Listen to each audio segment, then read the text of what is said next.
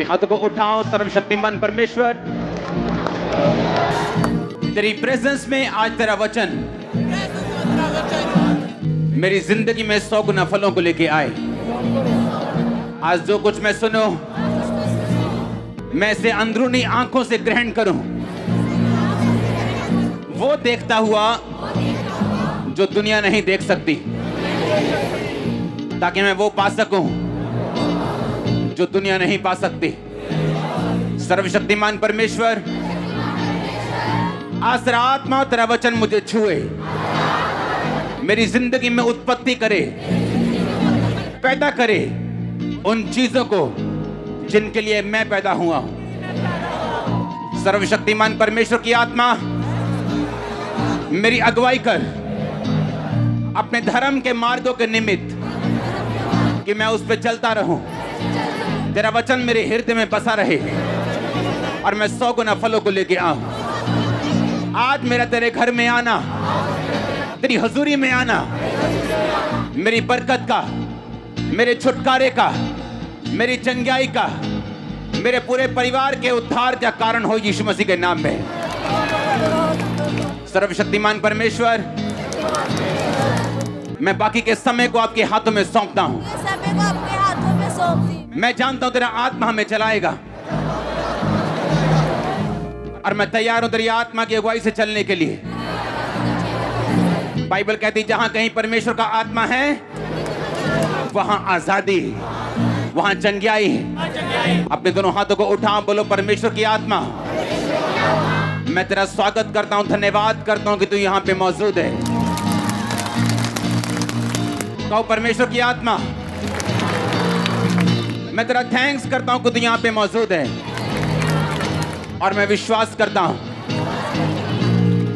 ऊंची आवाज में बोलो, मैं विश्वास करती हूं कि अगर तू यहां पे मौजूद है तो अपने वचन को पूरा करेगा, कि जहां कहीं परमेश्वर का आत्मा है वहां आजादी है। मैं इस आजादी को ग्रहण करता हूं, प्रभु यीशु मसीह के सामर्थी नाम में मैं मांगता हूं, आमीन। ऊंचा आशीष आपकी चर्च।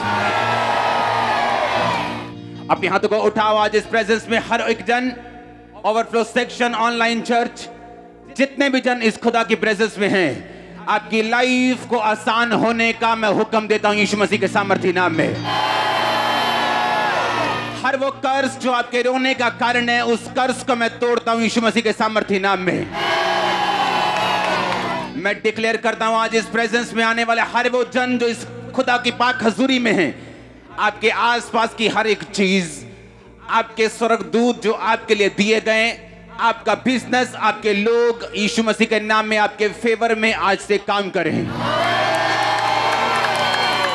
इस प्रेजेंस में आने वाले हर एक जन को मैं यीशु मसीह के नाम में कमांड करता हूं कि आपकी लाइफ आज से आसान हो और संघर्ष जाता रहे यीशु मसीह के नाम में। मैं आपको आशीषित घोषित करता हूं आपके परिवारों समेत, और मैं घोषित करता हूं कि आज आप सेम वापिस नहीं जा रहे हो यीशु मसीह के नाम में। आमीन। ऊंचा आशीष आपकी चर्च, ऊंची आवाज में, ऊंची आवाज में आमीन। 7 बार बोलो हालेलुया, हालेलुया।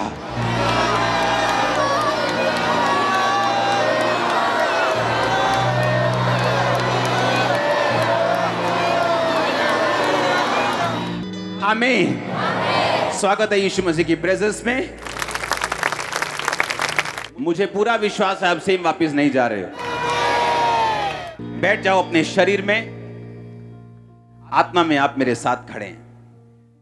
अपने पड़ोसी को बोलो, बिना वचन तू चंगाई को भी संभाल नहीं सकता। बिना वचन के तू बरकत पा तो सकता है लेकिन उसे संभाल नहीं सकता। बिना वचन के तू बरकत पा सकता है लेकिन हो सकता है तू नरक चला जाए। इसीलिए वचन को सुन, ताकि तू बरकत भी पाए, तू चंगा भी रहे और तू अनंत जीवन का अधिकारी भी रहे। प्रभु यीशु मसीह के सामर्थी नाम में हम मांगते हैं। याद रखो, जिस दुनिया में आप रहते हो, ये दुनिया एक फेक दुनिया है। क्या ये दुनिया? ये एक नकली दुनिया है। और अब जैसे जैसे ये दुनिया आगे बढ़ती जा रही है, ये और नकली होती जा रही है और करप्ट होती जा रही है।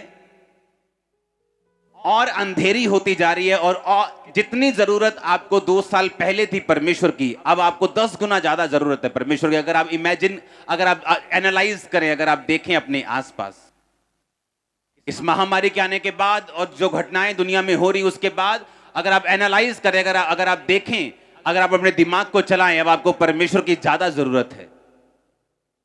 इस फेक दुनिया में जो प्रमाण मांगती है, जो चिन्ह मांगती है, जो व्यभिचार से भरी हुई है, इस फेक दुनिया में अब आपको परमेश्वर की ज्यादा जरूरत है। अब उतनी जरूरत है कि आप उसके वचन को इतना ध्यान से सुने और उस पर कान लगाएं, क्योंकि ये वचन पर कान लगाना और इसको ध्यान से सुनना, ये आपकी पास्टर की बरकत नहीं, ये आपकी बरकत का कारण है। अब जितना ध्यान आप 2 साल पहले लगाते थे, आपको उससे अधिक ध्यान देना होगा और उस पर चलना होगा। अगर आप उन चैलेंजेस से, उन चुनौतियों से पार आना चाहते हो, जो अब आपकी लाइफ में, जो अब इस दुनिया में, इस देश में, पूरी वर्ल्ड में जो चैलेंजेस, जो चुनौतियां चल रही है, अगर आपको उनसे पार आना है, आपको पहले से अधिक ध्यान देना होगा। पहला राजा 13 उसकी 28 और 29 आयत में लिखा, तब उसने जाकर उस जन का शव मार्ग पर पड़ा हुआ और गधे और सिंह दोनों को शव के पास खड़े हुए पाया, और यह भी कि सिंह ने ना तो शव खाया और ना ही गधे को फाड़ा। तब उस बूढ़े नबी ने परमेश्वर के जन का शव उठाकर गधे पर लाद दिया और उसके लिए छाती पीटने लगा और उसे मिट्टी देने लगा और अपने नगर में लौटा ले आया। बाइबल कहती है, एक यंग प्रॉफिट, एक जवान परमेश्वर के जन को परमेश्वर ने कहा, जा और उस राजे को बता कि उसने पाप किया और मैं उसके घराने को खत्म कर दूंगा। यंग प्रॉफिट गया और परमेश्वर ने कहा, तू रास्ते में ना तो पानी पिएगा, ना तो वहां रोटी खाएगा। जैसे ही राजा को तू मैसेज दे देगा, तू वहां से वापस भाग के आ जाएगा, और जिस रास्ते से जाएगा उस रास्ते से तू वापस नहीं आएगा, कहीं और से जाएगा और कहीं और से आएगा। क्योंकि परमेश्वर को मालूम था, अगर ये इस रास्ते से जाएगा और इतना बड़ा मिरेकल करेगा और वापिस जब इसी रास्ते से आएगा, तो लोग हाय हेलो करेंगे, इसको बिठाएंगे, इसको खाना खिलाएंगे, इसको डिस्ट्रैक्ट करेंगे। परमेश्वर ने कहा, जिस रास्ते से गया उस रास्ते से मत आना, किसी और रास्ते से आना, रास्ते में रोटी नहीं खाना, पानी नहीं पीना। और बाइबल कहती है, जब वो राजा के पास गया और राजा ने जब उस नबी को उसका मैसेज सुनकर गुस्सा किया और अपना हाथ बढ़ाया कि इसे पकड़ लो और मार दो, जैसे ही राजा ने अपना हाथ बढ़ाया, उसका हाथ खड़ा हो गया, उसको लकवा हो गया, और राजा को यकीन आ गया कि ये नबी परमेश्वर ने खड़ा किया। और राजा ने उस नबी की बात को सुना और नबी वापिस जा रहा। लिखा है, एक बूढ़ा नबी उसके पास आके बोलता है, कहता कहां जा रहा है? उसने कहा, वापिस जा रहा हूं। उसने कहा, परमेश्वर ने मुझे मैसेज दिया तेरे लिए कि आ तू रोटी खा और पानी पी। और वो डिस्ट्रैक्ट हो गया और उसके घर जाके उसने खाना खाया और पानी पिया, और परमेश्वर का वचन पहुंचा, तूने मेरी आज्ञाओं को तोड़ा, अब तू जीवित नहीं रहेगा। और वो रास्ते में बाइबल कहती जा रहा था, गधे के ऊपर एक शेर निकला, उसने उसको मार दिया। और जब वो बूढ़ा नबी आके उसकी लाश को देखता है, तो शेर ने ना तो उसको खाया, ना ही गधे को मारा, और गधा उसके पास खड़ा था और जवान नबी मरा हुआ था। क्योंकि शेर जब भी शिकार करता है वो खाने के लिए करता है। शेर कभी भी शिकार नहीं करता अगर उसको भूख नहीं लगी, यहां तक कि अपने आसपास के जानवरों को वो छोड़ देता है, उन पे अटैक नहीं करता अगर उसको भूख ना लगी हो। और जब शेर को भूख लगती है वो तभी अटैक करता है। इस बात का यह सबूत था कि वो शेर परमेश्वर की ओर से आया और उसने उस नबी को मार दिया। अगर आप इसको अगली आयत को पढ़े, 29 आयत को, तो बाइबल कहती है उसके लिए वो छाती पीटने लगा। कौन सा प्रॉफिट छाती पीटने लगा उसके लिए? अरे उसी ने तो उसको मरवाया था, लेकिन बाइबल कहती है उसके लिए वो क्या करने लगा? वो छाती पीटने लगा। और जब लोग उसको देखते होंगे छाती पीटते हुए और यही सोचते होंगे कि ओ ये कितना दुखी है, ओ कितना दुखी है ये परमेश्वर का, देखो कितना दुखी है बेचारा, देखो कितना इसको दुख लगा है। और लोगों को यही नहीं पता कि यही इसका किलर है, यही इसका कातिल है, और यही इसको डिस्ट्रैक्ट करने वाला है। आप एक ऐसी दुनिया में रहते हैं जहां कोई भी आपको डिस्ट्रैक्ट कर सकता है। जब तक आपकी आंखें, आपका दिमाग पूरी रीति के साथ, पूरी डिजायर, पूरी इच्छा, पूरे तन, पूरे मन के साथ आपका ध्यान अगर परमेश्वर के वचन पे नहीं लगा हुआ, तो शैतान, बाइबल कहती है, आपको फाड़ने के लिए और खाने के लिए तैयार है। इसलिए मैंने कहा आप एक फेक दुनिया में रहते हैं। आप ऐसी फेक और नकली दुनिया में रहते हैं जहां आपको यह मालूम नहीं कि जिन लोगों के लिए लोग रो रहे हैं वही उनके कातिल हैं। आपको कुछ नहीं पता क्या हो रहा है दुनिया में। जो लोग देखते आए होंगे बोलते होंगे, हो कितना दुखी है, कितना दुख लगा है इसको, और कितना रो रहा है देखो ये। लेकिन उनको मालूम नहीं कि यही उसका कातिल है। इसी ने झूठ बोला था कि परमेश्वर ने मुझे कहा आ मेरे साथ रोटी खा पानी पी, और उस जवान नबी को उसने मरवा दिया। और जवान नबी को मालूम था कि परमेश्वर अपनी इच्छा को ऐसे नहीं बदलता। उसे मालूम था बिलाम की स्टोरी को परमेश्वर ने उसे मना किया जाने के लिए, लेकिन वो अपनी इच्छा शक्ति से फिर गया। अपने ढीठ पुणे के कारण बार बार परमेश्वर को पूछता गया, प्रभु मैं जाऊं, जबकि उसे मालूम था प्रभु एक बार मना कर चुके हैं। उसे मालूम था ये परमेश्वर की मर्जी नहीं है कि मैं रोटी और पानी खाऊं, लेकिन पेट, लेकिन भूख, लेकिन शरीर की इच्छाएं, लेकिन वो अभिलाषाएं, वो शरीर की, वो आंखों की, वो जीविका की, वो पैसों की, उसको डिस्ट्रैक्ट कर दिया और वो मारा गया। अगर आप इस दुनिया के धोखे से बचना चाहते हो, अब आपको उतना ध्यान वचन पर लगाना होगा जितना आपने अपनी लाइफ में कभी नहीं लगाया। अगर आप बचना चाहते हो अब इस दुनिया में जहां अंधेरा बढ़ चुका है, आपको इतना ध्यान लगाना होगा जितना आपने कभी नहीं लगाया।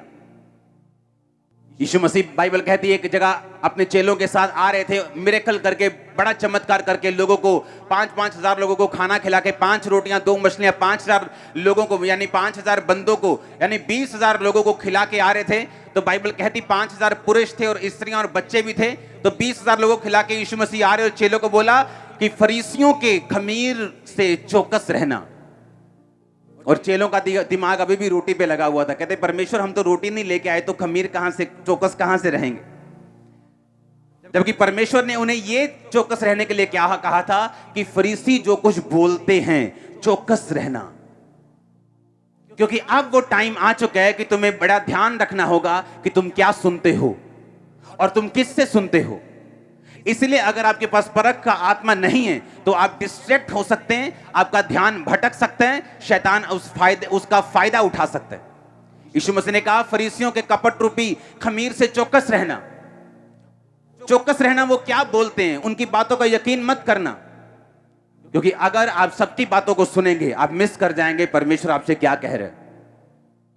क्योंकि शैतान यूज कर सकता है आपके करीबी लोगों को, वो यूज कर सकता है इन्फ्लुएंस वाले लोगों को, वो यूज कर सकता है हाई कुर्सी पे बैठे लोगों को, आपकी जिंदगी को भटकाने के लिए परमेश्वर के वचन से। क्योंकि बाइबल कहती परमेश्वर के वचन पर आप केवल अड़े और खड़े रह के, आप फोकस रख के, ध्यान लगा के ही खड़े और अड़े रह के रिजल्ट ले सकते, नहीं तो नहीं ले सकते। इसलिए यीशु मसीह को बड़ी चिंता थी कि तुम लोग क्या सुनते हो। क्योंकि जो चेले लोगों की बातें ज्यादा सुनते थे, बाइबल कहती वो सारी दुष्ट आत्माएं नहीं निकाल पाए, पर पतरस, याकूब और यूहन्ना वो सब काम कर सकते थे जो यीशु मसीह कर सकता था। चौकस रहो तुम क्या सुनते हो। यहां से जाने के बाद तुम्हारे दोस्त तुमको क्या बोलते हैं, तुम्हारी सहेलियां कैसी हैं, तुम्हारे दोस्त कैसे हैं, तुम्हारे रिश्तेदार कैसे हैं, वो लोग तुमसे क्या कहते हैं। क्या वो ऐसी बातें बोलते हैं जो मत तुम्हारे विश्वास को कम करें? तो ध्यान रखो ये तुम्हें भटकाने के लिए। वो बूढ़ा नबी जब जवान नबी से मिला तो उसने कहा, उसको ऐसा दिखाया कि वो उसकी बहुत चिंता करता है। आया यार कुछ खा पी ले, देख तू कितना सूख गया, देख तू रास्ता बड़ा है, हाय तू ऐसा लग रहा है, आजा कुछ खा ले, कोई बात नहीं, परमेश्वर ऐसा थोड़ी है, तूने उसका काम कर दिया ना, आज आप खा पी ले थोड़ा सा। इमोशनल लोग आपको भटका सकते हैं। इसलिए बाइबल कहती है जब प्रभु यीशु मसीह ने पतरस को कहा, पतरस मुझे क्रूस पे चढ़ाया जाएगा और मैं तीसरे दिन जी उठूंगा, ये लोग मुझे दुख देंगे और मैं मारा जाऊंगा और गाड़ा जाऊंगा और तीसरे दिन मुर्दों में से जी उठूंगा। पतरस कहता है हाउ परमेश्वर, और झिड़कने लगा। बाइबल कहती है उसको झिड़के मारी यीशु मसीह को, झिड़के मारी यीशु मसीह को, बोलता है तो तेरे साथ कभी ऐसा ना हो। यीशु मसीह ने कहा शैतान हट जा मेरे सामने से, क्योंकि तू मेरे लिए ठोकर का कारण है। क्योंकि शैतान आपके पास आता है आपके करीबी लोगों में से, ताकि आप अपने क्रूस को ना उठाएं, अपने आप का इनकार करना छोड़ दें, आप फास्टिंग करना छोड़ दें, आप बोना छोड़ दें, आप प्रार्थना करना छोड़ दें, आप खुदा को दिल में रखें। 2 घंटे 2.5 घंटे देने की रोज में क्या जरूरत है? कोई बात नहीं। मत्ती 24 उसकी 12 और 13 आयत में लिखा हुआ, बाइबल कहती अंत के दिनों में क्या होगा। परमेश्वर यीशु मसीह ने कहा अधर्म के बढ़ने से बहुतों का प्रेम ठंडा पड़ जाएगा, परंतु जो अंत तक धीरज धरे रहेगा उसी का उद्धार होगा। अधर्म के बढ़ने से बहुतों का प्रेम ठंडा पड़ जाएगा। यीशु मसीह ने कहा जब एंड डेज होंगे अधर्म बढ़ जाएगा और बहुतों का प्रेम ठंडा पड़ जाएगा। पुराने टाइम में अगर किसी ने गंदा सीन देखना होता था तो जब वो लाइनें लगती थी सिनेमा के बाहर कि इस फिल्म में एक गंदा सीन है, सारा यूथ इकट्ठा हुआ है कि इस फिल्म में एक सीन है जी, फलानी फिल्म है जी, इस फिल्म में एक सीन है, उसको देखते कभी कभी ऐसा सीन मिलता था। आज आपको गंदा सीन देखने के लिए कहीं जाने की जरूरत नहीं, अपनी फेसबुक खोल लो, आपको गंदा सीन मिल जाएगा। इसीलिए मैं सोशल मीडिया पे अब नहीं हूं। क्यों? क्योंकि बाइबल कहती अंत के दिनों में अधर्म बढ़ेगा।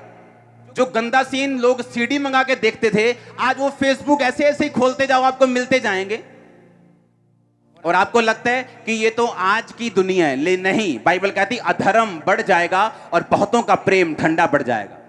क्यों? क्योंकि बाइबल कहती है लास्ट के दिनों में अधर्म बढ़ेगा और प्रेम ठंडा होगा। जब भी शैतान आपको भरमाता है, आपको यीशु मसीह से पीछे लेके जाता है, वो कभी भी एकदम ऐसा नहीं करता, वो धीरे धीरे करता है।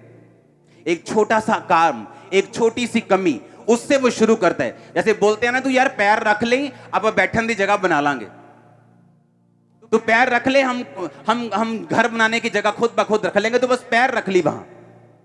तू हॉल में अंदर एंटर हो जाए, मेन हॉल में, बस अपनी बाइबल रख दी, हम बैठने की जगह अपने आप बना लेंगे। ऑनलाइन चर्च उन लोगों के लिए है जो बाहर बैठे हैं, जो बॉम्बे में बैठा है, हर संडे नहीं आ पा रहा, जिसकी वाइफ आना चाहती है और हस्बैंड बहुत तगड़ा शराबी है, मारता है, कूटता है, जो उसको आने नहीं दे रहा, वो अविश्वासी। उन लोगों के लिए ऑनलाइन चर्च है। आपको ऐसा लगता है कि मैं आपको इसलिए कह रहा हूं कि यहां चर्च में लोग नहीं है? नो। अगर आप पहले मेन हॉल दिखाओ, ओके, ओवरफ्लो दिखाओ जल्दी जल्दी से, टाइम नहीं। ये अभी की चर्च है, ये अभी की चर्च है, ये राइट नाउ, ये ओवरफ्लो सेक्शंस हैं सभी जो आप स्क्रीन पे देख रहे हो। रुको चलने दो। ये सारे ओवरफ्लोज हैं अभी जितने आप देख रहे हो, ये सारे ओवरफ्लो सेक्शंस है चर्च के। गुरदासपुर चर्च दिखाओ, हाँ दिखाओ। सुनो मेरी बात, मैं इसलिए नहीं कह रहा हूं कि मैं आपको चर्च में लाना चाहता हूं। यहां चर्च ऑलरेडी फुल है। जितने चर्च के सेक्शन हैं आज, जितनी चर्च की ग्राउंड्स हैं, सारी भर चुकी हैं। चर्च के पास जगह नहीं है बिठाने की। लेकिन सुनो मेरी बात, मैं क्यों आपसे कह रहा हूं। बाइबल कहती अंत के दिनों में अधर्म बढ़ जाएगा और बहुतों का प्रेम ठंडा पड़ जाएगा। और ठंडा ऐसे नहीं कि वो यीशु मसीह का इनकार कर देंगे, मतलब घर में बैठे हैं, हाँ ले आई यार दाल, ले आई यार, भुख लगी यार, और कोई नहीं हले वचन आने वाला, चाह तू हले वर्शिप चलती कोई नहीं। अब दालें चल रही हैं, परोंठियां चल रही हैं घर पे।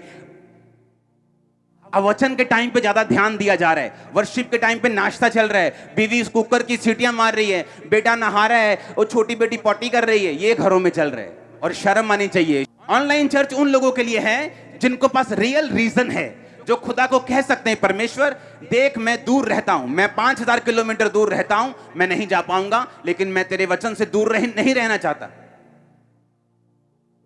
उन लोगों के लिए नहीं है। अगर आज रात को इन लोगों को हार्ट अटैक हो जाए, तो रात को 2 बजे अगर हार्ट अटैक हो, 2:15 में ये गाड़ी के अंदर बैठे होंगे और हॉस्पिटल पहुंचे होंगे। लेकिन चर्च के लिए एक ऑटो ढूंढने में इनको 3 हफ्ते लगते हैं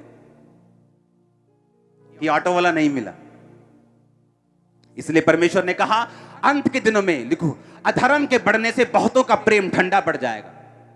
उसने ये नहीं कहा प्रेम खत्म हो जाएगा, उसने ये नहीं कहा वो यीशु मसीह का इनकार कर देंगे, उसने ये नहीं कहा कि वो यीशु मसीह को भूल जाएंगे, उसने ये नहीं कहा, उसने कहा प्रेम ठंडा हो जाएगा लोगों का।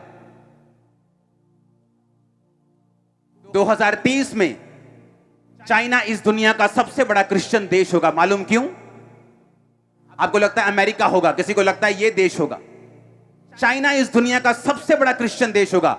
आज अगर संडे है तो मॉर्निंग 4 बजे 3 बजे लोग वो उठते हैं गुफाओं में, जहां 3-3 हजार 4-4 हजार लोग गुफाओं में मीटिंग्स करते हैं, गुफाओं में। और 5, 6, 7 बजे सुबह तड़के से पहले कि गवर्नमेंट जागने से पहले ही वहां से फाड़ी हो जाता है, खत्म हो जाती है मीटिंग। इतना प्यार करते हैं वो परमेश्वर को।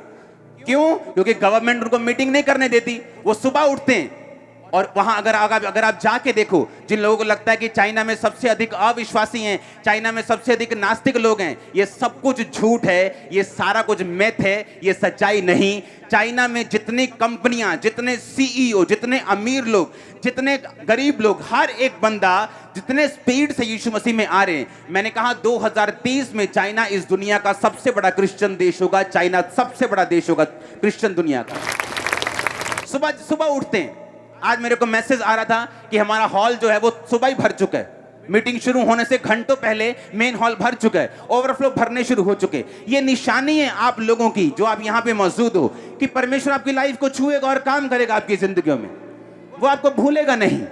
आप मेरी एग्जाम्पल देख लो, मेरी मेहनत देख लो, और लोग मुझे मूर्ख बोलते थे, यहां तक कि मेरे साथ काम करने वाले दूसरे क्रिश्चियन यूथ मुझे मूर्ख बोलता था कि इसको पैसे की कदर नहीं है, पैसे उड़ाता है यीशु मसीह के लिए, इसको अपनी लाइफ की कदर नहीं है, देखो कैसे रोजे रख रख के शक्ल बिगाड़ ली। लेकिन बाइबल कहती है, मेरे प्रिय भाइयों, हियाव बांधो, दृढ़ रहो, क्योंकि तुम जानते हो मसीह में की गई मेहनत तुम्हारी कभी व्यर्थ नहीं जाती, वो कभी व्यर्थ नहीं जाती। ये कौन कह रहा है? मैं नहीं कह रहा हूं, यीशु मसीह आपसे कह रहा है, अगर तुम मेहनत करोगे व्यर्थ नहीं होगी तुम्हारी मेहनत। अगर आज तुम चर्च में मौजूद हो, और मैं आपको बता देता हूं, जितनी अनॉइंटेड चर्च होगी, जितनी सामर्थी चर्च होगी, जितना खुदावंद का वचन और मसा वहां काम करेगा, उतना ही शैतान आपको तंग करेगा उस चर्च से दूर करने के लिए। वो आपको फाइनेंशियल प्रॉब्लम डाले, वो आपको दिक्कत दे, वो आपका विरोध करे। उसे मालूम है कि ये वही जगह यहां जहां इसने छुटकारा पाने। इसलिए बाइबल कहती है, इकट्ठे होना मत छोड़ो। फिर से बोलो, इकट्ठे होना मत छोड़ो। एक भी जन ऐसा नहीं है जो भूखा मरा हो। क्यों? जुगाड़ लगा लेते रोटी का, इधर से या उधर से। लेकिन हमें मालूम है संडे हमने खुदा के घर में जाना है, तो क्यों नहीं सोमवार से, कल से हम अपने किराए को, अपने पैसों को, अपने तरीकों को इकट्ठा करना शुरू करते हैं। लेकिन नहीं, जब हमारे शरीर को जरूरत होती है दवाई की, हम रात को भी हॉस्पिटल चले जाते हैं। लेकिन जब आत्मा को जरूरत है, जिसके साथ आपका परिवार जुड़ा हुआ है, जिसके साथ आपका फाइनेंस जुड़ा हुआ है, जिसके साथ आपका फ्यूचर जुड़ा हुआ है, उसके लिए हम अलर्ट नहीं। क्योंकि बाइबल कहती है, फिर से पढ़ेंगे, अधर्म के बढ़ने से बहुतों का प्रेम ठंडा हो जाएगा। क्योंकि आज आपको आसानी से मिल रहा है। अगर आप चाइना में होते और यूट्यूब ना होता और फेसबुक ना होता और आपकी जब चर्च को ऑनलाइन चलने ना दिया जाया होता, तो आपको वैल्यू समझ आती। सुबह सुबह वो लोग चर्च में आगे इकट्ठा होते और परमेश्वर की महिमा करते हैं। याद रखो, अगर हम बलिदान नहीं देंगे तो कभी फायर नहीं होगी। आग तभी बढ़ती है जब उसमें लकड़ी बढ़ती है, आग तभी बढ़ती है जब उसमें बलिदान बढ़ता है। अगर लकड़ी कम होगी तो फायर कम होगी। और शैतान आपकी मासी का बेटा नहीं है कि आपको छोड़ देगा। आप जितना अच्छे हैं वो उतना अधिक अटैक करेगा, आप जितने भले हैं वो उतनी टेढ़ी निगाह से आपको देखेगा, क्योंकि उसका काम है अच्छों को, भलों को खत्म करना। जो लोग अच्छी तरह लोग बोलते हैं, मैंने क्या कसूर किया है, मैंने किसी का बुरा नहीं किया, मैंने किसी को माड़ा नहीं बोला, मैंने किसी का नुकसान नहीं किया, मेरे साथ ऐसा क्यों हुआ? तभी तो हुआ। बाइबल कहती वो अच्छे लोगों को खत्म करने की कोशिश करते हैं। बुरे तो पहले ही नाश हैं, वो तो दूसरों का नुकसान करके अपना खुद ही बाद में करवा लेंगे, वो तो पहले से खत्म हो चुके हैं। लेकिन बाइबल कहती वो नाश करने, हत्या करने, घात करने और नष्ट करने के लिए आया। आपको प्राइस पे करना होता है परमेश्वर की प्रेजेंस में आने के लिए। आसान नहीं होता परमेश्वर की हुजूरी में आना, लेकिन आपको अपने आप को डिसिप्लिन में रखना पड़ता है। कोई भी दिक्कत हो, कोई परेशानी हो, अगर आप उसके भवन में, उसकी प्रेजेंस में उसी डिजायर, उसी इच्छा के साथ, बाइबल कहती है अपने परमेश्वर से पूरी मन, पूरी ताकत, पूरे प्रेम, पूरी शक्ति के साथ प्यार करना। क्योंकि अधर्म के बढ़ने से बहुतों का प्रेम ठंडा हो जाएगा। आसानी से घर पे मीटिंग मिलने से आपका प्रेम ठंडा हो जाएगा, परमेश्वर ने कहा। आज आप सिर्फ वर्शिप को ऑनलाइन मिस कर रहे हैं, कल आप वचन को भी मिस करेंगे। कल आपके फोन की चार्जिंग खत्म हो जाएगी, कल को इंटरनेट खत्म हो जाएगा। अपने पड़ोसी को बोलो, अधर्म के बढ़ने से जीसस ने कहा बहुतों का प्रेम ठंडा हो जाएगा। आप जानते हैं, अगर आप बाइबल ध्यान से पढ़ें, पहला राजा 17 बाब उसकी 1 से 6 आयत, तिशबी एलिया जो गिलाद के प्रदेशियों में से था, उसने अहाब से कहा, इजराइल का परमेश्वर यहोवा जिसके सम्मुख मैं उपस्थित रहता हूं, उसके जीवन की शपथ, इन वर्षों में मेरे कहे बिना ना मेह पड़ेगा ना औंस पड़ेगी। तब यहोवा का यह वचन उसके पास पहुंचा, यहां से चलकर पूरब की ओर करीत नामक नाले में जो यर्दन के पूरब में है छुप जा। उस नाले का पानी तू पिया कर। मैंने कौओं को आज्ञा दी है कि वो तुझे वहां खिलाएं। बोलो, वहां खिलाएं। यहोवा का यह वचन मानकर वह यर्दन के पूरब में करीत नामक नाले में छिपा रहा। सवेरे सांझ को कौवे उसके पास रोटी और मांस लाया करते थे और वो नाले का पानी पिया करता था। आपकी एक्सपेक्टेशन है, आपकी इच्छा है कि परमेश्वर आपको छुए, वो आपको चंगा करे, वो आपके परिवार में ब्रेक थ्रू दे, वो आपकी सेहत में ब्रेक थ्रू दे, वो आपको फाइनेंस को ब्लेस करे। ये सब चीजें ठीक हैं, बिब्लिकल हैं। बाइबल कहती है वो छुड़ाने के लिए आया, वो बचाने के लिए आया, उद्धार देने के लिए आया। वो उद्धार शारीरिक हो सकता है, मानसिक हो सकता है, फाइनेंशियल हो सकता है, आत्मिक है। एलिया, बाइबल कहती है, उस समय का ऐसा एक जन था जब अधर्म बढ़ चुका था और लोगों ने परमेश्वर को त्याग दिया था, क्योंकि जो राजा था, जो गवर्नमेंट थी, वो परमेश्वर के खिलाफ थी। जो राजा की पत्नी थी इजाबेल, वो बाइबल कहती है बाल नामक देवताओं की 850 उसने नबी रखे हुए थे शैतान के, जो उसके साथ उसकी मेज पर खाते थे। और आज की अगर वैल्यू लगाओ तो कम से कम 30 से 40 करोड़ रुपया एक साल का वो उनके सिर्फ खाने पर खर्च करती थी। और बाइबल कहती है लोगों को परमेश्वर की आराधना करने की अनुमति नहीं थी, लोगों का प्रेम ठंडा हो चुका था। लेकिन बाइबल कहती परमेश्वर का एक जन उठा और वो धर्म त्याग के विरुद्ध लड़ा। एलिया ने बाइबल में पढ़ा, जहां यीशु मसीह ने, यहोवा ने लिखा था कि अगर लोग मुझे छोड़ देंगे मैं आसमान बंद कर दूंगा। उसने कहा परमेश्वर मैं तेरे से प्रार्थना करता हूं, इन लोगों ने तुझे छोड़ दिया, आसमान बंद कर दे, इन लोगों को भूखा मरने दे, इन पे कोई बारिश ना आए और अकाल पड़ जाए। तब मोटरें नहीं होती थी कि सबमर्सिबल लगाया और मोटर से पानी ले लिया।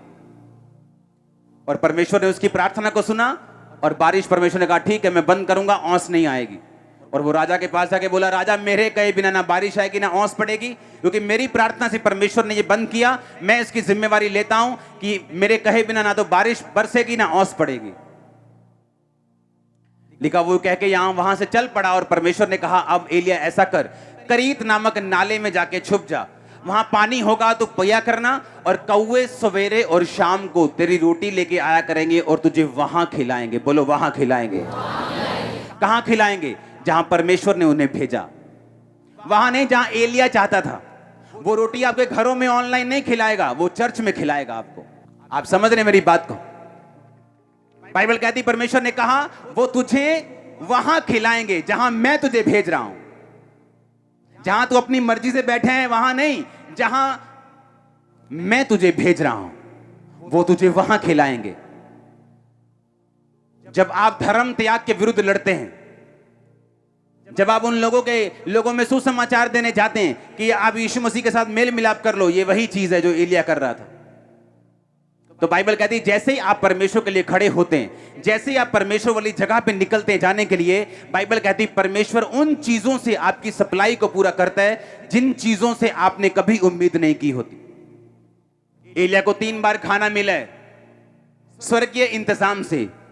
पहली बार उसे कौओं ने खिलाया, दूसरी बार एक विधवा ने उसे खिलाया जब उसका आटा, उसका मैदा और तेल खत्म हो चुके थे, और एलिया की प्रार्थना से वो आटा और मैदा बढ़ते रहे और उस छोटे से जार में कभी खत्म नहीं हुए जब तक अकाल खत्म नहीं हुआ। तीसरा, स्वर्गदूत ने उसे रोटी और पानी दिया और उसने खाया। अगर आप कौओं की बात सुने तो कौए ऐसा जीव हैं जो इंसानों से डरते हैं, इंसानों के पास नहीं जाते, और ऐसा जीव है जो इंसानों से चुराते हैं, ढाबों से चुराते हैं, आपके घरों से चुराते हैं। आपके घर में कहीं कभी कौवा 10 किलो की थैली रख के गया आटे की? कभी चिकन तंदूरी रख के गया हो आधा? हाँ, मटर पनीर रख के गया हो? ऐसा हुआ है कभी? लेकिन बाइबल कहती एलिया जब उस नाले के बाहर आया, एलिया जब करीत नामक नाले का जल सूख गया और परमेश्वर ने कहा जा मैंने विधवा को तेरे खिलाने की आज्ञा दी है। बाइबल कहती जब एलिया उस नाले से बाहर आया तो एलिया पहले से अधिक मोटा हो चुका था। और जब एलिया बाहर आया तो लोग देखते होंगे कि क्या चक्कर है ये, हम पतले हो रहे हैं, हम लोग सूख रहे हैं, एलिया मोटा हो रहा है, ये क्या चक्कर है? लेकिन बाइबल कहती एलिया जो था वो धर्म त्याग के विरुद्ध था। एलिया जो था वो परमेश्वर के साथ पूरे मन से आप प्यार करो इस बात के लिए वो फाइट करता रहा। और जब आप इस बात के लिए लड़ते हैं, आप सुसमाचार देने के लिए जाते हैं, आप अपने रिश्तेदारों को सुसमाचार देते हैं, आप लोगों को सुसमाचार देते हैं। ऑनलाइन मीटिंग उन लोगों के लिए है, अगर आपका एक मित्र, अगर आपका एक रिश्तेदार यकीन नहीं करता, आप उसको लिंक भेज सकते हो कि भाई ये मीटिंग देख। कि वो आ नहीं सकता, वो आने में आना का नहीं कर रहा है, लेकिन अपने मोबाइल पर देख तो सकता है ना। और बाइबल कहती एलिया धर्म त्याग के विरुद्ध लड़ा। और बाइबल कहती है जैसे ही वो परमेश्वर के लिए खड़ा हुआ, परमेश्वर ने कहा अगर तू मेरे लिए खड़ा है तो मैं तेरे लिए खड़ा हूं। अगर तू मेरे लिए खड़ा है तो मैं तेरी जरूरतों को वहां से पूरा कराऊंगा जहां तू सोच भी नहीं सकता। आज इस मीटिंग के बाद जब आप घर वापस जाएंगे, मेरे स्वर्ग का परमेश्वर, वो एलिया का और मेरा परमेश्वर आपको खिलाने वाला है स्वर्ग से, यीशु मसीह के नाम में। वो आपके बिजनेस के लिए, आपके फाइनेंस के लिए, आपके बच्चों की फीस के लिए स्वर्ग से इंतजाम करेगा। मैं आपको सच कह रहा हूं। कितने मेरी बात पे यकीन कर रहे हैं? मैं आपको एक ही क्वेश्चन कर रहा हूं, क्या आप परमेश्वर के लिए खड़े हैं या नहीं? क्या आप लोगों की भीड़ में शामिल हैं, जो भीड़ में शामिल हो गए कि नहीं हम राजा के खिलाफ नहीं जा सकते, नहीं हम हमें वो मार देंगे, नहीं ऐसा हो जाएगा। पर बाइबल कहती एलिया परमेश्वर के लिए खड़ा रहा, और जब वो परमेश्वर के लिए खड़ा रहा, परमेश्वर ने उसकी जरूरतों को पूरा किया। कौवे उसे खिलाते रहे सवेरे और शाम, सवेरे और शाम, भूलते नहीं थे, टाइम पर आते थे, सवेरे शाम। और ये नहीं सिर्फ खिचड़ी लेके आते थे, लिखा मांस और रोटी लेके आते थे। सूखा हुआ खाना नहीं लेके आते थे, फ्रेश फूड सुबह शाम लेके आते थे, सुबह शाम। वो क्यों आपको बरकत दे, क्यों आपका फाइनेंस बढ़ाए, क्यों आपका बिजनेस बढ़ाए? क्या किया आपने परमेश्वर के लिए? जिस दिन आपका फाइनेंस, आपकी नौकरी, आपका पैसा, जिस दिन परमेश्वर के कामों में जाना शुरू होगा, जिस दिन टाइथ और ऑफरिंग देने शुरू करोगे, उसी दिन परमेश्वर आपका इंतजाम भी करना शुरू कर देगा, क्योंकि आप उसके काम के लिए खड़े हैं। आपका फाइनेंस उसके काम के लिए खड़ा है। बाइबल कहती पोतीफर की पत्नी सिर्फ ऐसी थी जो यूसुफ के अधीन नहीं थी, और उसी पर शैतान ने अटैक किया। आपकी जो चीज परमेश्वर के अधीन नहीं, उसी पे शैतान अटैक करता है। आपकी प्रार्थना तो पूरी है, रोजे तो पूरे हैं, लेकिन हम ऑफरिंग में कमजोर हैं, हम देने में कमजोर हैं, और वहीं पे शैतान अटैक कर रहा है कि हम सामर्थी तो हैं लेकिन गरीब भी हैं। ऊंची आवाज में हालेलुया बोलो। और अगर आप ध्यान से बाइबल पढ़ें तो बाइबल कहती है जब एलिया मोटा होकर वहां से निकला और जब विधवा के पास गया, उसके बाद एक मुट्ठी, उसके बाद आटा, एक कुप्पी, तो बाइबल कहती तेल था। और बाइबल कहती इन दोनों के साथ जब वो बोलता है उस विधवा को कि ये मुझे खिला, परमेश्वर ने कहा कितना मुश्किल है ये बोलना। और बाइबल कहती है उस विधवा ने उसकी बात को सुना और उसे खिलाया, और उसने कहा तेरा ना तो अब आटा मैदा खत्म होगा, ना तेरा तेल खत्म होगा। सुनो मेरी बात, एलिया की जरूरत को परमेश्वर ने पूरा किया क्योंकि वो परमेश्वर के लिए खड़ा रहा। उस विधवा और उसके बेटे को परमेश्वर ने मरने नहीं दिया क्योंकि वो एलिया के साथ खड़ी रही। आज उस वही कलीसिया कामयाब है कि जिसका पास्टर खुदा के साथ खड़ा है, बावजूद दिक्कतों के, बावजूद मुश्किलों के वो खड़ा रहा, और उसकी कलीसिया उस पास्टर के साथ खड़ी है। तभी आप कामयाब हो सकते हैं। मैंने लोगों को देखा चर्चों में जाते हैं जिनका अपने पास्टर के साथ कोई प्यार नहीं, उनका कलीसिया के पास्टर के साथ कोई लगाव नहीं, उनको वो सरमन देने वाला पादरी लगता है सिर्फ। जबकि बाइबल कहती है अगर आपने कामयाब होना है तो अपने पास्टर के साथ, अपने फादर के साथ, अपने अगुए के साथ आप खड़े रहेंगे, जिस तरह आप अपने बाप, अपने भाई के साथ खड़े रहे। और वो अगुआ अगर कामयाब होना चाहता है, वो लोगों की ओर नहीं देखेगा, वो परमेश्वर की ओर देखेगा और उसके साथ खड़ा रहेगा। अगर वो परमेश्वर के साथ खड़ा रहेगा तो परमेश्वर उसका इंतजाम करेगा। आज जो चर्च में चल रहे, जिन चीजों का आप आनंद ले रहे हो और जिन चीजों का आप आनंद थोड़े दिनों में लेने वाले हो, ये पैसों से पॉसिबल नहीं। यहां कोई ऐसा सपोर्टर नहीं जो फौरन से 100 करोड़ भेज रहे हैं। ये परमेश्वर की ग्रेस से पॉसिबल हो रहा है। अगर आप इस चर्च का फाइनेंस देखेंगे आप हैरान हो जाएंगे कि इतने बड़े प्रोजेक्ट कैसे चल रहे हैं। ये प्योर ग्रेस है परमेश्वर की। ये कौवे ही हैं जो परमेश्वर का काम कर रहे हैं। और अगर आप इस चर्च में देखो, लोग बरकत पा रहे हैं, लोग आशीषों को ले रहे हैं। क्यों? क्योंकि वो चर्च के साथ खड़े हैं। उन्हें मालूम है चर्च में परमेश्वर का काम हो रहा है। क्योंकि जो पादरी, जो विश्वासी, जो प्रॉफिट, जो प्रेरित, जो पास्टर, जो टीचर परमेश्वर के साथ खड़ा है, उसकी जरूरतें परमेश्वर पूरी कर रहे हैं। और जो कलीसिया अपने पास्टर के साथ खड़ी, उस कलीसिया की जरूरतों को परमेश्वर पूरा कर रहे हैं। बाइबल कहती बहुत सी विधवाएं थी, लेकिन एलिया किसी के पास नहीं भेजा गया, सिर्फ सारपत की विधवा के पास। बहुत से क्रिश्चियन यहूदी थे जो मर गए, वो भी तो परमेश्वर के जन थे। वो कई विधवाएं थी, उनके कई इकलौते बेटे थे, उसी काल में वो मर गए। बाइबल कहती है क्योंकि परमेश्वर पक्षपात करने वाला परमेश्वर नहीं है, उसने सबके लिए काम नहीं करना।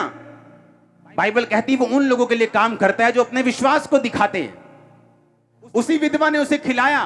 बाइबल कहती है वो लकड़ी बीन रही थी कि मैं लकड़ी बीनूं, इस एक मुट्ठी मैदा से और तेल से जो रोटी बने मैं और मेरा पुत्र खाएं और मर जाएं। ये उसके मुंह का वचन था। एलिय्याह ने कहा नहीं, पहले मुझे खिला। और बाइबल कहती जब उसने बोया, बाइबल कहती एलिय्याह ने कहा अब तेरा मैदा भी खत्म नहीं होगा, तेरा तेल भी खत्म नहीं होगा। और बाइबल कहती जब तक अकाल रहा वो उस आटे में से और तेल में से खाते रहे। जिस दिन अकाल खत्म हो गया वो आटा और तेल भी खत्म हो गया। अगर जो कलीसिया अपने विजन के साथ, अपने पास्टर, अपने अगुवे के साथ खड़ी है, परमेश्वर उसकी जरूरतों को पूरा करता है। वो परमेश्वर को मालूम है इन्हें मरने नहीं देना। वो सब क्रिश्चियंस की जरूरतें पूरी नहीं करता, वो सब विश्वासियों की जरूरतें पूरी नहीं करता। आपको बहुत बड़ा भुलेखा है, बाइबल च लिखे पंजाबी च कहते हैं ना, भुलेखा पै गया तानू, आप बड़ी भूल में पड़े हो। वो सबकी जरूरतें पूरी नहीं करता, वो सबको चंगा नहीं करता। बाइबल कहती विश्वास से उस 12 साल की लहू बहने वाली औरत ने छुआ और चंगाई को लिया। और शमौन कोढ़ी जिसके घर में परमेश्वर खाना खाने के लिए गए, परमेश्वर पे शक ही करता रहा। अगर ये प्रॉफिट है तो इसको मालूम नहीं जो इसके पांव पड़ रही है वो एक पापने औरत है। अगर ये परमेश्वर का जन है तो ये ऐसे क्यों कर रहा है? अगर ये परमेश्वर का जन है ये ऐसा क्यों कर रहा है? वो शक्की रह के शमौन कोढ़ी का कोढ़ी रह गया। यीशु मसीह आए और चले भी गए और उसे कोई फर्क नहीं पड़ा। यीशु मसीह, बाइबल कहता अपने शहर में गए और बड़े सामर्थी काम नहीं कर सके क्योंकि लोगों का विश्वास वहां पे नहीं था। और ऐसी जगह जहां लोगों का विश्वास था, यीशु मसीह के कपड़े के छोर को, धागे को छू के लोग चंगे हो रहे थे। जिन बीमारियों से वैद्य भी उन्हें चंगा नहीं कर पाए, सारी दुनिया की सारी कमाई उड़ा दी, वो भी उन्हें हील नहीं कर पाए। दूसरा पत्रस 2 बाब उसकी 6 से 8 आयत को पढ़ेंगे। सदोम और अमोरा के नगरों को विनाश का ऐसा दंड दिया कि उन्हें भस्म करके राख में मिला दिया, ताकि वे आने वाली भक्तिहीन लोगों की शिक्षा के लिए एक दृष्टांत बने। धर्मी लूत को, जो अधर्मियों के अशुद्ध चाल चलन से बहुत दुखी था, छुटकारा दिया, क्योंकि वह धर्मी उनके बीच में रहते हुए उनके अधर्म के कामों को देख देख कर और सुन सुनकर हर दिन अपने सच्चे मन को पीड़ित करता था। क्योंकि जब वो लोग इस वचन को पढ़ते हैं उन्हें लूत राइट साइड दिखाई देता है कि वो अपने सच्चे मन को क्या करता था? पीड़ित करता था। उसे दुख लगता था, दुखी होता था लूत। हाँ, जहां मैं रहता हूं यहां लोग पुरुषगामी हैं, इन बंदा बंदे के साथ सोता है, लेडी लेडी के साथ सोती है। वहां लोग, बाइबल कहती है, इतना अधर्म था कि परमेश्वर ने नगरों का नाश कर दिया। पर बाइबल कहती है जो लूत था उनके कामों को देख देख कर और सुन सुनकर अपने सच्चे मन को पीड़ित करता था। इच्छा रखना एक बात है, हाय आज बहुत दिल कर रहा है यार चर्च जान दा, प्रभु इन्ना महान है ना, प्रभु इन्ना वधिया ना, खुदा ने तो इन्ने काम कीते आ मेरी जिंदगी च। भाजी चलिए फिर चर्च आज। नहीं यार आज मैं घर ही देखनी ऑनलाइन। ऐसे लोगों के साथ बैठ जाओ और खुदा की बातें सुनो। ओ खुदा ने काम किते, मेरा दादा खुदा दे काम करता सी, मेरा मासड़। सच्चे मन को पीड़ित तो करता था, पर भाई साहब निकले नहीं उस देश चों, उत्थे ही फंसे रहे, उत्थे ही। सच्चे मन को पीड़ित तो बहुत करता था। कभी गे देखा, कभी पापी देखा, व्यभिचारी देखा, दुखी तो बहुत होता था पर वहीं रहता था। उसकी बरकत का कारण अब्राहम था। जब वो अब्राहम से लड़के गया, उसे मालूम नहीं था कि उसकी चरवाहे, उसकी भेड़ें इसलिए नहीं बढ़ रही क्योंकि ये एरिया ऐसा है या वो बिजनेस ही ऐसा है कि बढ़ेगा ही बढ़ेगा। वो अब्राहम की अनॉइंटिंग थी उसके ऊपर। जैसे ही वो अलग हुआ सारा कुछ बदल गया। सच्चे मन को पीड़ित करता था। हाय भैन जी बहुत दुख होया, पर भैन जी ने करना कुछ नहीं तुहाडे लई। पंजी नहीं कट के देनी तुहानू कि भैन जी आ लो मेरे वालों हेल्प। भैन जी पर दुखी बहुत है तुहाडे लई। सच्चे मन को पीड़ित तो बहुत करता था पर उस देश को छोड़ के नहीं गया।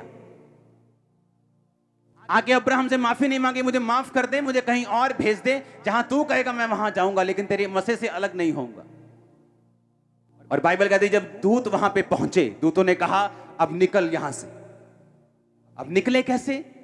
वाइफ उस इन्फ्लुएंस में रहती है, उन लोगों के वाइफ के अंदर पूरा घुसा हुआ है सदोम अमोरा, बच्चों के अंदर घुसा हुआ है, जो उसके साथ दामाद थे उनके अंदर घुसा हुआ है, लड़कियों के अंदर घुसा हुआ है, जाना नहीं चाहते थे वहां से, दूतों ने धक्के मार मार के निकाला और वाइफ ने पीछे देख लिया और लिखा नमक का खंबा बन गई। चलो वाइफ खत्म हो गई, रह गई 2 बेटियां, गुफा में गई, अपने बाप के साथ सो गई। मोआब पैदा हुआ, अम्मोन पैदा हुआ, और बाइबल कहती इन दोनों जातियों से परमेश्वर ने सदियों तक, सालों तक नहीं, सदियों तक नफरत की परमेश्वर ने अम्मोनियों के साथ, मोआबियों के साथ। क्योंकि जो लड़कियां सारा दिन पाप होते देखेंगी, सारा दिन गंदगी देखेंगी, अपनी सहेलियां, अपने सभी लोग सारा दिन व्यभिचार, सारा दिन गंद, उनको वो कूल लगने लगता है, उनको वो नॉर्मल लगने लगता है।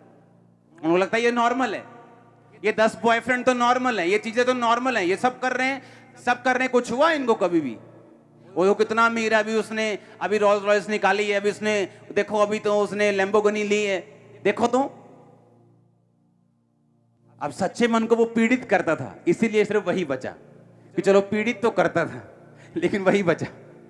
ना उसकी बेटियां बची, ना बेटियों के आगे बच्चे बचे, क्योंकि वो नफरत की, मैंने ये नहीं कहा परमेश्वर ने सजा दी, मैंने कहा नफरत की परमेश्वर ने उन बच्चों के साथ। पत्नी नमक का खंबा बन गई, परिवार उजड़ गया, पूरा परिवार फिनिश हो गया लूत का। क्यों? स्टेप नहीं लिया, बस पीड़ित करता रहा मन को, दुखी होता रहा बस, और कदम कोई नहीं उठाया, उस देश से बाहर नहीं निकला। जब उसे मालूम है यहां पर गे लोग रहते हैं, उसे मालूम है यहां पापी रहते हैं, उसे मालूम है यहां वो सब काम होते हैं जो परमेश्वर के वचन के खिलाफ है, निकलता क्यों नहीं यहां से? तेरी पत्नी अब नहीं आएगी, तू निकल जा, आ जाएगी पीछे तेरे, अगर खुदा तेरे साथ है वो भी आ जाएगी। तेरे बच्चे अपने आप आ जाएंगे, निकल तू खुद यहां से। यही फर्क था अब्राहम में और लूत में। परमेश्वर ने कहा मैं अब्राहम को आशीष दूंगा, क्योंकि मैं जानता हूं अब्राहम अपने बाद अपने घराने को आज्ञा देगा कि वो यहोवा की आज्ञाओं को माने। अब्राहम कड़क था, उसे मालूम, अपने बेटों को, उसने बेटे को समझाया हुआ था कि बेटा मैं तेरा बाप हूं तब तक जब तक खुदा तेरा बाप है। जिस दिन वो तेरा बाप नहीं है, मैं भी तेरा बाप नहीं हूं। मेरे नौकरों के समान रहना, मेरी प्रॉपर्टी की इच्छा मत रखना। सख्ती, स्टेप लेना। और इसलिए हम कहते हैं अब्राहम, इसहाक, याकूब के परमेश्वर, लूत का परमेश्वर नहीं, किसका परमेश्वर? अब्राहम, इसहाक और ऊंची आवाज में याकूब का परमेश्वर। हालेलुया, जोर से बोलो हालेलुया। सच्चे मन को क्या करता था वो? पीड़ित करता था। पर भाई साहब निकले नहीं वहां से, बस पीड़ित ही करते रहे मन को। कि आज बिजनेस डाउन है, पीड़ित कर लिया मन को, लेकिन चर्च नहीं गए, बस पीड़ित कर लिया मन को। वो वचन के डूअर्स को, वचन के मानने वालों को, चलने वालों को, सिर्फ सुनने वालों को नहीं, वो वचन पे चलने वालों को आशीष देता है। आमीन। कान खुल रहे हैं कि नहीं खुल रहे हैं? और ये आप लोगों की बरकत के लिए हो रहा है, क्योंकि जैसे ही आप यहां से वापस जाएंगे, आप दरवाजों को खुलता हुआ पाएंगे। जो दरवाजे शैतान ने बंद किए हुए हैं, आप देखो तो सही।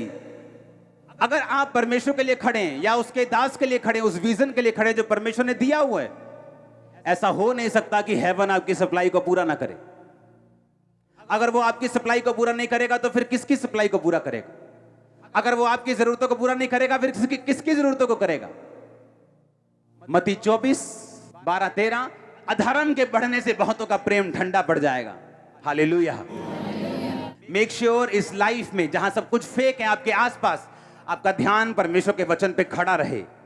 आप बाइबल को पढ़ते रहें, आप उन लोगों पे ध्यान देते रहें जो वचन पे खड़े रहने के कारण आशीषित हुए, और उन लोगों पर भी ध्यान देते रहें जो वचन से हटने के कारण शैतान का शिकार हुए। फिर आप परमेश्वर को दोष नहीं दे सकते, क्योंकि जो बच्चा अपने पिता के अधीन है, पिता उसी की रक्षा कर सकता है। अगर वो पिता को छोड़ के चला जाए, वो अपने बच्चे की रक्षा नहीं कर सकता। अगर आप वचन के नीचे हैं, आप अपने बाप के नीचे हैं। अगर आप वचन के नीचे हैं तो परमेश्वर आपकी सुरक्षा भी करेगा, आपके इंतजाम भी करेगा, आपके बच्चों को संभालेगा भी, उन्हें बड़ा भी करेगा, उन्हें अपने जैसा बनाएगा भी। उसे जानता आप कौन सा बिजनेस करते हैं, वो जानता आपको जॉब में कब बढ़ाना है, वो जानते हैं कौन सा स्टेप आपको कब लेने के लिए प्रेरित करना है, वो सब जानता है इन चीजों को। हालेलुया। मेक श्योर अपनी लाइफ को आप दोबारा से फिर से जांचें। हर कुछ दिन बाद अपनी लाइफ को जांचें। मैं जांचता हूं अपनी लाइफ को, हर कुछ दिन बाद, हर कुछ महीने बाद अपनी लाइफ को रीडेडिकेट करता हूं परमेश्वर के लिए, और अधिक डेडिकेशन के साथ, और अधिक डिजायर के साथ। उसने कहा तो अपने परमेश्वर से पूरे मन, पूरी शक्ति, पूरे प्राण, सब कुछ जो तेरे दिल में है, जो तेरे मन में है, जो तेरे शरीर में है, तेरी बुद्धि में है, कहता तू सबसे परमेश्वर से सबसे अधिक प्यार कर। परमेश्वर की सेवा करने की इच्छा, उसकी प्रेजेंस में रहने की इच्छा, उसका काम करने की इच्छा, सुसमाचार देने की इच्छा आपकी जिंदगी में कभी मध्यम नहीं होनी चाहिए। इस आग को जितना बढ़ा के रखोगे, सप्लाई उतनी हेवन से पूरी आने वाली, यीशु मसीह के नाम में पूरी सप्लाई आने वाली। मैं आपको बता रहा हूं, हर वो बैरियर, हर वो रुकावट, हर वो डैम गेट, स्लूस गेट जो डैम के आगे लगा होता है, मैं यीशु मसीह के नाम में आपकी लाइफ पर उसे खुलता हुआ देख रहा हूं। आपके फाइनेंस पे उसे खुलता हुआ देख रहा हूं। आमीन। ऊंचाई आशीष आपके चर्च में ने कहा, मैं उस हीलिंग की नदियों को आपकी लाइफ पे बहता हुआ देख रहा हूं यीशु मसीह के सामर्थ्य नाम में। अपने पड़ोसी को बोलो, खुदा से प्यार कर। बाइबल कहती है जिससे वो प्यार करता है, और जो खुदा से प्यार करता है, खुदा उसे छुड़ाता है। भजन संहिता 91 में लिखा, तूने जो मुझसे प्यार किया इसलिए मैं तुम्हें छुड़ाऊंगा। कितने लोग ऐसे जो अपने घर में रोज प्रार्थना करते हैं? हाथ खड़ा करो। जो परिवार समेत प्रार्थना करते हैं वो भी हाथ खड़ा करो। आपको परिवार समेत भी प्रार्थना करनी, आपको अकेले भी प्रार्थना करनी, आपको उसका रिजल्ट नजर आएगा। कोई भी चीज हो, आप थके हो ना हो, कोई काम हो, हमारे बच्चे रात को एक टाइम पे हमें प्रार्थना के लिए खींच लेते हैं, चाहे मैंने ऊपर 8 घंटे प्रार्थना की हो। क्योंकि जिस दिन परमेश्वर के लिए प्रेम ठंडा हो गया, वो ये नहीं कहता खत्म हो जाएगा। उसने ये नहीं कहा तुम परमेश्वर का इनकार कर दोगे। उसने कहा धीरे धीरे ये प्रेम क्या हो जाएगा, ठंडा पड़ जाएगा। अधर्म के बढ़ने से लोगों का प्रेम ठंडा हो जाएगा, और जब ठंडा हो जाएगा शैतान तब अटैक करेगा। मेक श्योर आपका प्रेम हमेशा गर्म हो खुदा के लिए। आप हमेशा उसकी सेवा के लिए खड़े रहें, उसके कामों के लिए खड़े रहें, उत्साहित रहें परमेश्वर के लिए। उसने ये नहीं कहा कि डर खुदा का मेरा बल है। उसने कहा परमेश्वर का आनंद मेरा बल है। उसकी सेवा करने का आनंद लो, प्रार्थना करने का आनंद लो। आप नहीं जानते वो प्रार्थना, वो फास्टिंग आपको कितनी मुसीबतों से बचाती है जो आपकी तरफ आने वाली थी। आप नहीं जानते, जब आप परमेश्वर की सेवा के लिए, उसके काम के लिए लग जाते हैं, चाहे वो अपने चर्च के लिए काम करें, अपने अगुए के लिए काम करें, खुदा के लिए काम करें, आप नहीं जानते परमेश्वर कितना आपको बचा के रखता है। क्योंकि वो जानता है अगर ये मुसीबतों में ऐसी फंसा रहेगा तो मेरा काम कैसे होगा। और वो आपके रास्तों को साफ करता है, आपको ग्रेस देता है, आपको अनुग्रह देता है कि आप बचे रहें और परमेश्वर के कामों में बढ़ते रहें। अपनी लाइफ के आसपास की चीजों को, अपनी लाइफ के आसपास के बंदों को, अपनी लाइफ के आसपास जो भी हो रहा है, उनको आत्मिक रीति से देखो। कहां पे परमेश्वर काम कर रहा है, कहां शैतान आपकी आग को ठंडा करने की कोशिश कर रहा है, कहां पे वो आपकी आग को बुझाने की कोशिश कर रहा है, कहां पे वो आपकी लाइफ में काम करने की कोशिश कर रहा है। उसे ढूंढो, उसे खत्म करो। वो दिन बहुत नजदीक है, क्योंकि ये कोरोना शोरोना एक दिन आएगा, एक दो बार आके खत्म हो जाएगा। आप देखेंगे कि भीड़ नहीं, एक मास भीड़ खुदावंद के भवनों में आपको मिलेगी। मास गैदरिंग, मास गैदरिंग। अगर अंत के दिनों में शैतान काम कर रहा है तो परमेश्वर उससे ज्यादा काम कर रहा है। वो हीलिंग पहले से ज्यादा कर रहा है। मिरेकल्स कितने दिग नंबर्स में हो रहे हैं। पहले एक गवाही सुनने के लिए लोग गांव में जाते थे, गांव में पता था ना इसकी गवाही है। इंटरनेट, यूट्यूब होता नहीं था, फेसबुक था नहीं। एक गवाही मालूम होती थी, फलानी चर्च में एक गवाही हुई, उसको सुनने के लिए लोग ऑटो करा के उसके घर ढूंढ ढूंढ के उसे गांव में जाते थे। लेकिन आज आप हजारों टेस्टिमनी हर संडे सुनते हैं। अगर अंत के दिनों में शैतान काम कर रहा है, क्योंकि परमेश्वर ज्यादा काम कर रहा है, ज्यादा रूहें बच रही हैं। अपने हाथों को उठाओ। थैंक यू जीसस बोलो। हमारे YouTube चैनल को सब्सक्राइब करें ताकि आप परमेश्वर के गहरे वेदों को जान सकें कि कैसे आप परमेश्वर में बढ़ सकते हैं, कैसे आप दुष्ट आत्माओं से, नशों से, बीमारियों से और वंशों के श्रापों से आजाद हो सकते हैं।